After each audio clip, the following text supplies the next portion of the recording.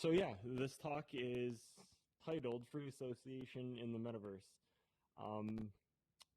But it's really just me going to be talking about how I see creatives making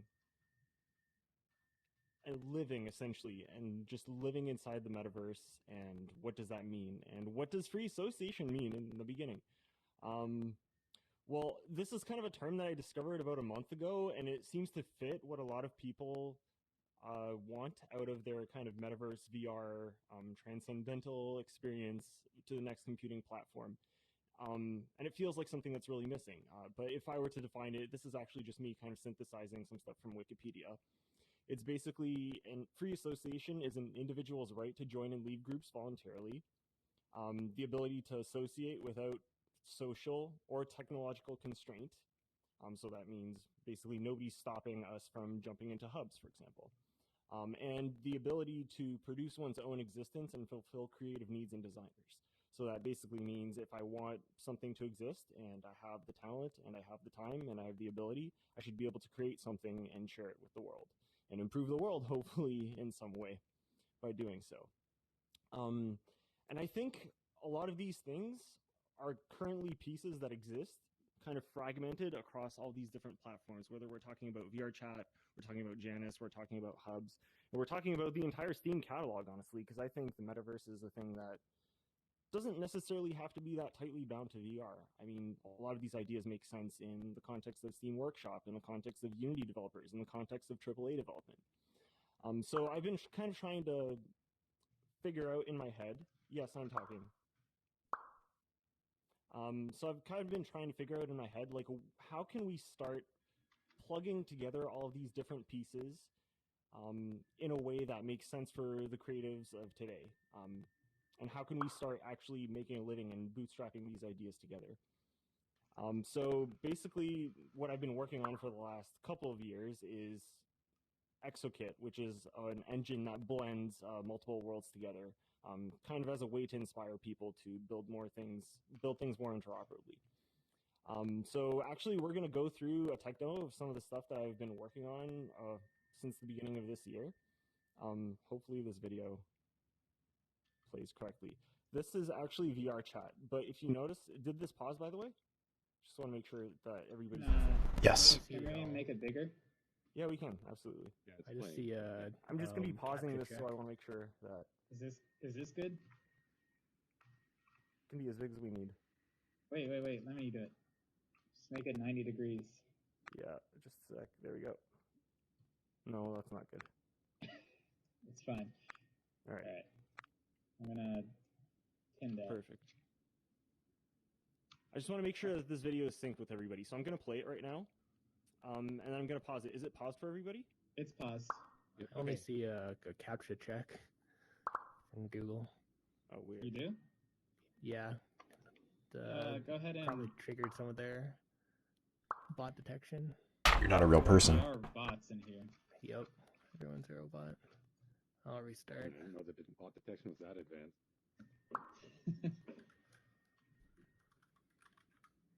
Okay, I'm just going to keep going. Hopefully this video is synced with people. It'll make a lot more sense if it is. So basically, this is VRChat. But if you'll notice, it's not quite just VRChat. This is actually running an overlay of web code that I overlay on top of VRChat, and it gives the world a lot more functionality. So in this case, I can enter a room code. It's just a 4-digit thing. It's very similar to hubs. And what that allows us to do is it allows us to join a virtual room inside of VRChat. You'll also notice this is just the home space of VRChat. This isn't actually any VRChat world. All I'm really doing here is I entered a room code. My friend did the same thing. And then I can see my friend inside my home space in VRChat, despite the fact that this actually has nothing to do with VRChat. So kind of the idea is, I think we should be able to essentially go into any VRChat world, or not necessarily any VRChat world, but any world in general. Maybe it's hubs. We should be able to share a room code, and we should be able to connect to each other and kind of interface regardless of what the platform is doing. So that's what we're trying to do here. We're also going to see a bit later that not only does this allow us to see each other's avatars, but it allows us to see what we're seeing. through each other's eyes in kind of a heads-up display. If you guys remember in Ready Player One, hopefully you all saw that, pretty good movie of a really good book. There is this scene where Wade Watts is talking to his friend H, and he can see kind of a portal version of what H is seeing and vice versa. So they just kind of see each other. And that's part of actually what we have inside this HUD. There's this portal view into what the other person is seeing inside of this room that you've kind of linked together in. So now what you're seeing is an inventory as well. That's another thing that we have. Once we have this kind of overlay, we can establish identity between multiple people, and we can establish who owns what using something like the blockchain, using Ethereum. And so these 3D models are actually NFTs. They're tokens on the Ethereum blockchain. And basically, this whole system understands that I am this address on the blockchain, I own this stuff, and I am allowed to pull it out of my inventory. And the other player can see me do that. So one thing that I did here is, well, we weren't really practicing social distancing correctly, so I pulled out a gas mask because that's the closest thing that I had in my asset inventory to protect against Corona. Another thing that you can do with a system like this is you can, for example, attach things to avatars. Like, for example, if the avatar has a proper rigging, which a lot of them do, this is just a regular standard VRM model. If you have proper rigging, then you can attach things to your avatar. You can equip yourself and you can equip others.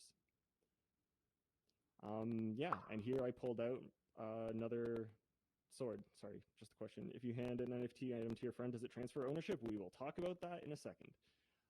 Yeah, so I can basically pull out a sword as well. Oh my god, No Man's Sky, this is amazing. I love everything about this. So yeah, actually this next part, hopefully you guys are in sync. This is VRChat, VKit, virtual market, the stuff that Jin was talking about. This is the Japanese community's virtual market where they basically have a whole bunch of assets that you can buy, and it's just a showcase of all the creative talent in VRChat. The way that we can integrate something like this is you can see there's a whole bunch of masks laid out here in this booth. Jin's kind of manning the booth here. What you can do is you can have one of these coronavirus gas masks be part of the scene, and you can pull it into your inventory. And if we were to collaborate with the VRChat guys a little bit closer, we could totally see a future in which one of these masks, despite being made by the virtual market team, despite being made inside of VRChat, you could pull it out of the VRChat world into your inventory and then carry it over to another world. As well, here we have the VRChat swords, and this is my idea of kind of like how I would acquire this sword. I found a stall with it, and I pulled out the sword, and I put it into my inventory. And it exists alongside me, basically in perpetuity. It's all written down on the blockchain. And by the way, all of this is just web technology. This is regular standards. This is ERC 721 and 1155. So it's 100% standard stuff. Just nothing new. What format is the model made in? All these models are GLTFs, and the avatars are VRMs. Once again, absolutely no changes to them. Just regular standard stuff. So they support all the animations and everything? Yes. Bueno. It's just using basically 3JS, so anything that 3JS supports, and even some stuff that 3JS doesn't support, stuff that I added, like for example, the inverse kinematics on the avatars, that's all supported. If you're following along, right now we have virtual market again, except this is a stall with avatars. One of these avatars is actually one of my NFTs. It's the Miku one. So you can see Jin is actually dressing in one of the virtual market avatars, and I am dressing as Miku. You can pick up the model, you can immediately wear it. It's kind of glitched out a bit there because we have two models at the same time, but yeah, it totally does work. Now we have a demo of how this could look inside another game that wasn't necessarily even started as a VR game, No Man's Sky, but you can see all of the same assets carry over. You can experience this in multiplayer, despite the fact that this is not No Man's Sky multiplayer. This is just regular RTC web multiplayer, and that's how you can see the anime avatar inside of No Man's Sky. You can see me pulling out all of my assets as well. A really kind of interesting thing. Oh, I kind of lost it there. I'm going to resync back to No Man's Sky. Okay. Hopefully people are on No Man's Sky right now. Okay, great. Yep. Gonna rewind a little bit. This not only works with 3D models, but it also makes sense with existing crypto tokens. For example, CryptoVoxels. You can see this is actually one of Jin's parcels for Nifties. It's just pulled straight out of CryptoVoxels, and I can pick it up out of my inventory, and I can place it into the world of No Man's Sky. So that place seemed pretty good to me. There. And you can just drop it. And yeah, you can even imagine a case where things like actual items, useful items, like say this pistol, machine pistol, I could pull it out of my inventory and I can use it in No Man's Sky. If you were to have some sort of scripting support using WebAssembly or pretty much any sort of web technology. Minecraft, another scripting idea. What if we had a pickaxe that worked in Minecraft, but it allowed you to mine NFTs out of Minecraft and into your own inventory? So here I'm going to mine a bit. Some coins pop out, and I can pick up the coins, and I can open a trade interface. I can essentially see, oh, I know my friend's address. I have an address book here. I know my friend's address. I can click it, and then I can open a trade. Right now, it's set to trade these coins plus 18 Ethereum over to my friend. 18 Ethereum is kind of ridiculous, so I am going to adjust that down a bit.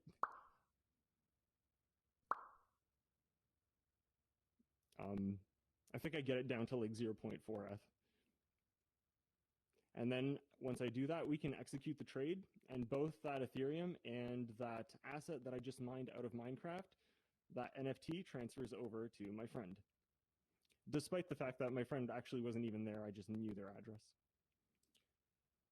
So the question is, how can we produce these kinds of NFTs?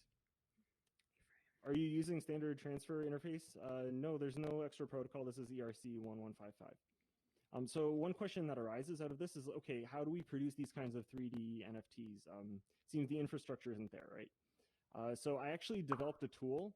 It's called CryptoPolys, where essentially you can drop in GLTFs, you can draw in the world, and you can manipulate objects in multiplayer, no less, and basically mint tokens out of the 3D assets just using the regular standards.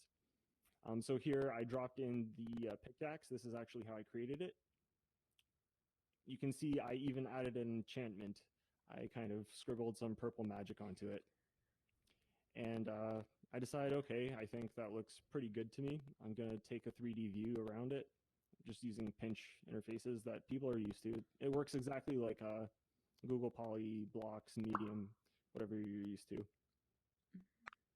Yeah, sorry about the decapitation. But this is all running in the browser, actually, so all you really need is Chrome, and you're set. As long as you have some sort of headset, even a Quest is fine. You can basically drop in, you can create these tokens, and this is just a view of doing it in 2D. It also works in 2D. You don't even need a headset. But you can see I dropped the pickaxe in, and then I am going to type a name for, oh, actually, I forgot about this part. There's scripting. There's a script right there, that script window that I can open. I can enter in the code for essentially what happens to this item every tick of the frame. In this case, I'm just going to type in, oh, maybe a console.log to make sure that this item is just running so I can see that in the console. Then I'm gonna close that scripting interface, and I'm gonna type in a name for the token, which in this case is pickaxe, and I just click mint. What that does is it goes through MetaMask, and you probably can't see it on here because it's a secure window, but I am going to MetaMask and clicking confirm, and this token is actually minted on the blockchain. To prove that, this is actually OpenSea of that exact token. Right there, you can see basically a whole bunch of tokens that I minted, but the most interesting one that we just minted, I'm going to click it. You can you not only see the 3D GIF rotating for things that don't support 3D viewers, but you can even see the 3D view on OpenSea as well. So you can fully preview the asset that you're getting and what it does. So yeah, 100% compatibility with OpenSea. This is all 100% standards based. Again, it's ERC 1155. And it's using the GLTF stuff that, what is this minting service? It doesn't exist yet. I haven't released it, but it's coming. I'll talk about that at the end of the talk. Some other interesting things that we can do. There's this website called NoClip, noclip.website. You can check it out. And what basically they've done is they have pulled out a whole bunch of assets from existing awesome video games. And yeah, they've recreated them inside the web. And it has VR support. So what does that mean? That means that we can actually run this stuff in multiplayer. Right now, this is Kokiri Forest from not Majora's Mask. This is Ocarina of Time 3D. And yeah, we're there together. And not only that, but we have all of the assets that I acquired over in VRChat. So let's say I wanted to hand that to my friend. And of course, I think we should probably be careful in these trying times. So we're going to use the mask as well.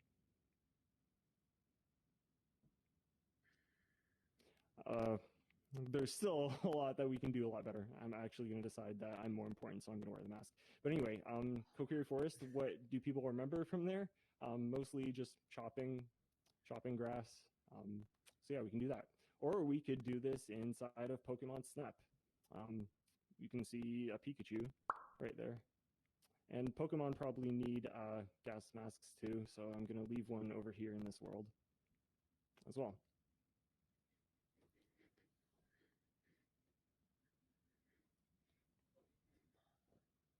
And again, 100% multiplayer.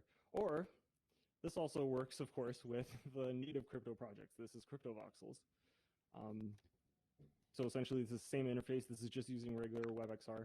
I wish there was index support. That's why you see this red on the controllers. There currently doesn't seem to be, so that's kind of the default model you get. Ignore that for a second.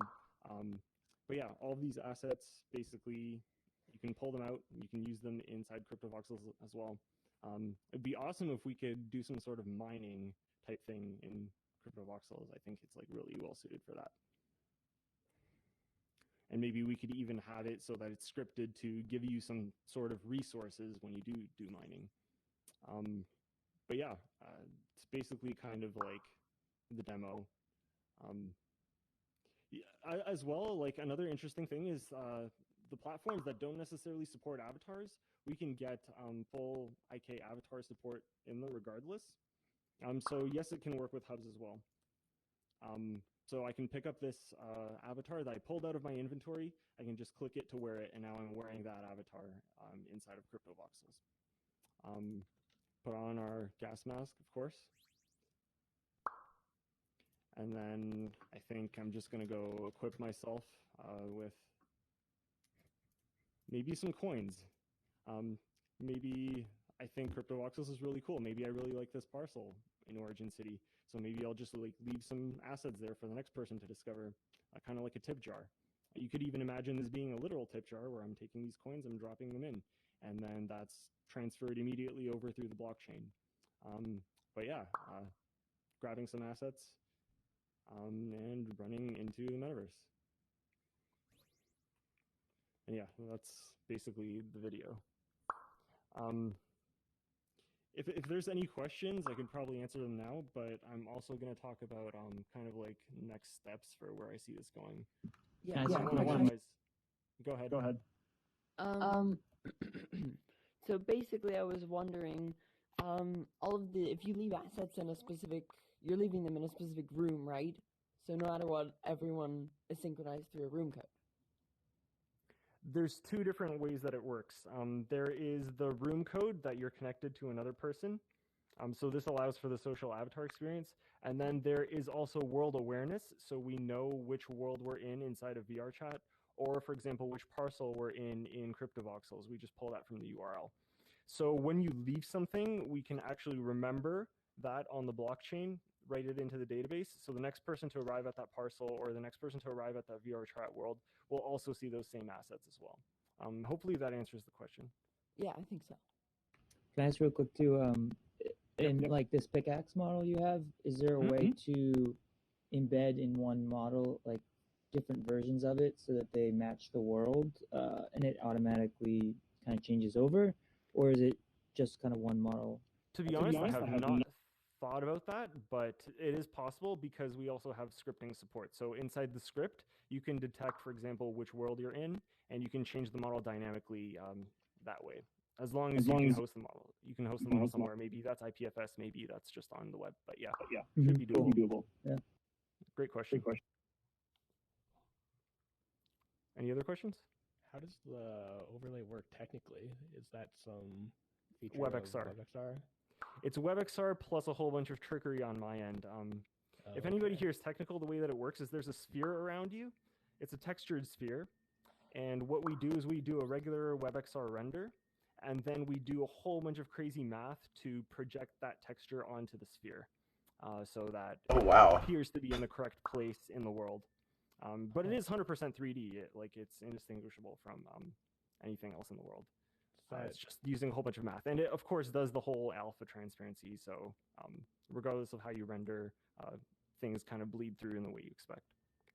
Huh, does that need any Steam VR hooks to overlay on top of a different application like that? No, this is an API that's provided by OpenVR.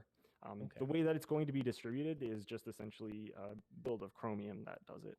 But it's almost unmodified Chromium. It's using all of that exact code. Okay, but it does require the browser modification, essentially? Yes, at this point. Okay. Is that browser modification open source? Yep.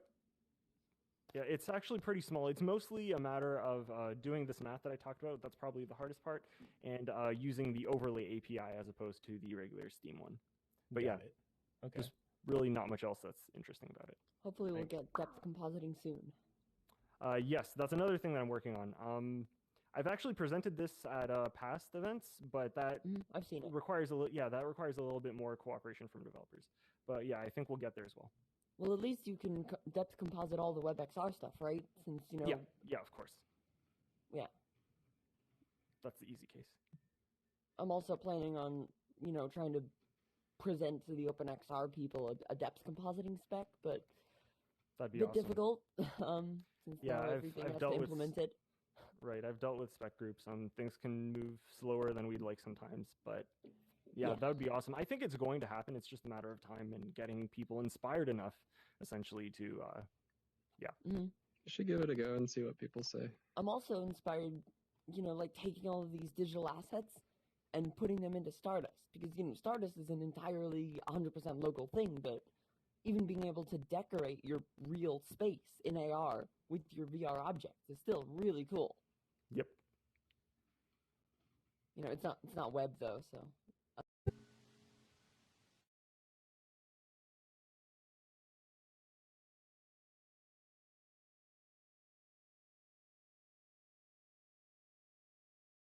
Kind of discover what these ideas are, to visualize them, to get inspired, to have real ownership, in a sense, of the actual assets that they're dealing with. When you pull something into your inventory, or when you give something to your friend through like a trade interface, you should know that that is a real thing that's happening. That's not something that's going to be reversed or taken away by the platform because either the platform changed, or because they decided something's no longer supported. I think a lot of us have experienced that in these trying VR times where just things kind of disappear because due to lack of funding, the company can't continue. Which is why I'm super huge on interoperability and standards and making sure that things continue to work regardless of what happens. Right, and so interoperability standards, and also I think what's important is, you own your creations, not stored. They can stand alone in a void or any world. Yep. And also kind of owning the means of production. I think a lot of the VR space works in a way where the means of production, things like the engines you're using, Unity, the platforms that you're uploading to VRChat, they're really locked down and you don't own them. You don't necessarily have much say in their business models or how things are going to work in the future. I think what's really important is that the creatives that are actually making all this stuff truly own their means of production. That to me, that means open source, and that means a proof of who did what, when, and who owns what. And also, I think it's important to tell stories, kind of like the one that I just told. It's really early for the tech, but I think we can get pretty far just kind of mishmashing these ideas together and figuring things out. Yeah, and we get plenty of ideas just from people asking questions like, can there be multiple versions of an asset? Hadn't thought of that at all, but just by telling the story now, it's probably going to happen. So yeah, kind of the 3 pieces here that I've been working on, kind of separated it into 3 pieces. Right, exactly. So the 3 pieces here are one Metachromium, which is just the Chromium build that does this overlay compositing, just basically running websites as AR inside of VR. There's CryptoPolys, which is the minting platform that folks were asking about. It's really just a way to use the browser to drop in assets, to even use your hands if you want, to shape things and put them up on the blockchain. And there's also MetaAssembly, which is the party interface that we saw, that we actually opened with. All of this runs inside of Metachromium, but it's basically the thing on your wrist where you can enter the code and you can meet up with somebody and you can see each other's tokens, you can interact, and you can even see what each of you is seeing inside of the HUD. I'm not sure if we had time to cover that inside the video, but there is this portal interface that uses the 2D stereoscopic render, sends it across the network as a video, and you can totally see a portal into what the other users in your party are seeing. So, for example, if you were to leave the game, go to another game, one person is in Minecraft, one person is in VRChat, and another person is in No Man's Sky. All of you can see what all of you are seeing through each other's eyes virtually using these portals. It's actually really cool when you see it in VR. 2D kind of doesn't do it justice. So yeah, those are kind of like the 3 pieces that I plan on releasing, probably in that order. Metachromium is essentially done. CryptoPolys needs a bit of UI work, and MetaAssembly as well. A bit more UI and debugging and test cases. If you're interested in this, I am always in the Discord for Exokit, or you can just hit me up on Twitter. It's at WebMixedReality. But yeah, that's my talk. Awesome. Are there any other questions? How can we give you money to continue you doing this? I do have a GitHub sponsorship, if you're interested. That is a great idea. I don't know, I'm in VR right now, but Jen, if you wanted to link that, you probably know what it is. I don't really have a question, but I have an idea. Yep. If that's okay. I mean, I'm not entirely sure that URLs or room codes can really encompass everything we need. And I actually came up with this idea yesterday. What I'll call an MSL, Metaverse Space Locator. Right? And then possibly if we, expand it, it could be MSTL, Metaverse Space Time Locator, etc. So basically it would store, the exact metaverse that you're in, or the meta world really, right? And then the exact space. So basically, yep. In that way, unlike a regular URL, which only points you to basically the general world you're in, you could actually know exactly where it is. And I feel like we sort of need, that kind of thing where it gives you a bit more specificity, so you can share just an MSL to anyone, and right. They can instantly drop right in where you. Right. So exactly. It feels like most platforms are already doing this in some sense. For example, CryptoVoxels, as you're walking around, the URL will actually change to point to the current parcel that you're in. A similar thing is with NoClip, and even VRChat itself. Inside of the logs, you can tell which world you're in just by parsing that. But you're standard though. But you're correct. There is no standard, and the only reason that any of this stuff worked, for example, I know which world you're in inside of VRChat, is because I did all that work for the VRChat developers. I basically went in and parsed the logs. I'm not even sure if they want me doing that.